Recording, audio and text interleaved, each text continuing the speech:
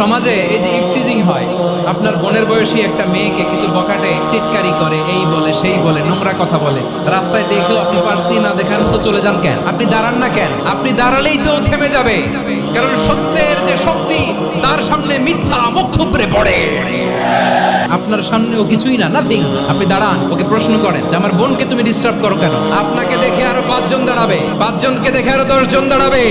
আমাদের নীরবতা আর আমাদের নিশ্চুপ থাকাই জালিমদেরকে আরো শক্তিশালী জালিম বানিয়েছে। টেন্ডারবাজি, চাঁদাবাজি, দুর্নীতি, অপরাধ, দখলদারিত্ব, মজুদদারি, এগুলো সব কিছু একসাথে প্রতিরোধ করতে হবে, ঠিক কিনা বলেন? এই যে নতুন বাংলাদেশের এক সুযোগ এসেছে, আর জীবনে হয়তো আসবে। আসুন দেশটাকে আমরা সাজাই, আসুন আমরা এক দল আরেক দলকে নিশ্চিহ্ন করার যে রাজনীতি, এটা বন্ধ করি। সব দলের প্রতি আমার আহ্বান, আল্লাহর শপথ নিয়ে বলি, এই নাসিহাতগুলো সবার জন্য, সব দলের জন্য, সব মতের মানুষের জন্য। আমরা কোনো দলের প্রতি মানুষকে ডাকি না, আমরা ডাকি ইসলামের দিকে।